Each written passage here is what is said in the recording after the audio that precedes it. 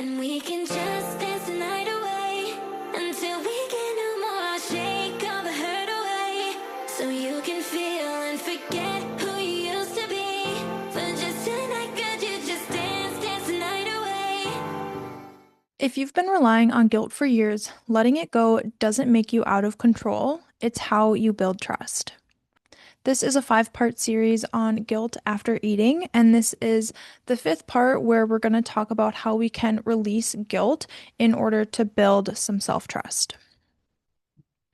So, when we rely on dieting or external food rules to control ourselves, then if we break these rules, guilt often follows, right? And we've been talking about that this whole series. And we are relying on these external factors because we don't trust ourselves, right? Maybe we don't know how to listen to our hunger cues or our fullness cues, and or we just don't trust them, or we just don't trust ourselves.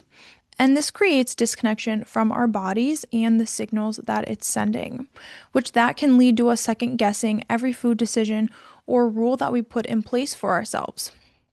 Or we rely so heavily on these external rules that we don't even try to listen to ourselves, or we've just completely lost touch with ourselves. So why is this happening? So when we're dieting, because of the dieting and because of the rules, we're relying on these external factors and these external rules outside of ourselves to tell us what we should eat, how much we should eat, when we should stop eating. And basically, we're relying so much on those external things that we are overriding or not listening to our internal cues. If we're hungry, we try to avoid food, we try to eat less, or we try to avoid these signals because we don't want to gain weight.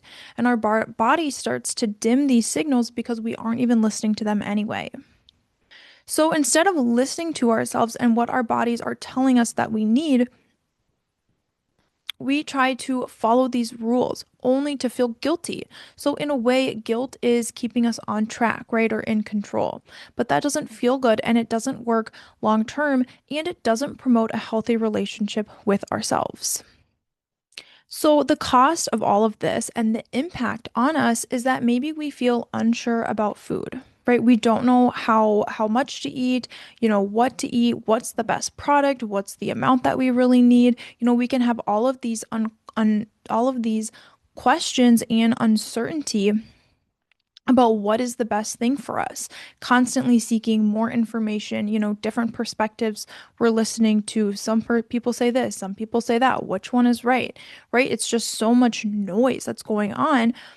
And this is why we can try so many diets because we believe that the next diet is going to give us what we want. This also keeps us dependent on external sources.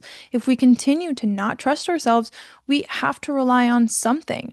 And that's what we see, as the solution is dieting or these products that, maybe pharmaceutical companies have or different, weight loss brands and products, that's what they have.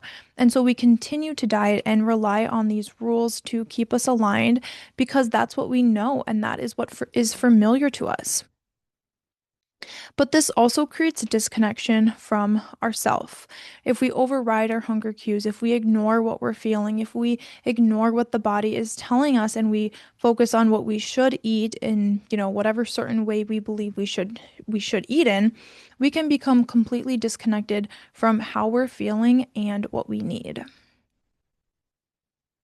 So, a reframe for this could be that self trust isn't built through control, but it's built through listening and responding. And that is what we need to do to build up self trust. We need to trust that we are going to be able to listen to our bodies and that we will be able to respond accordingly.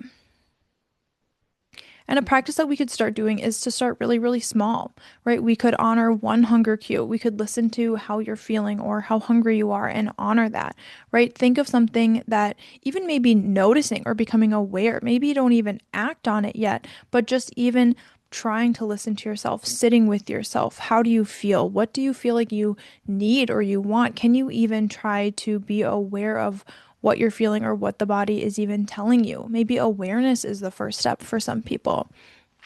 So we want to practice listening and eventually honoring, but maybe the first step is just listening and creating awareness. That's okay too. So, ideally for ourselves, we want to be creating a place where we have self-trust in our bodies, and that is so that we can feel calm and confident and really self-led when we're around food, right? Food doesn't have to be so distracting or so all-consuming mentally if we have this calm, confident, self-led, really self-trust within us.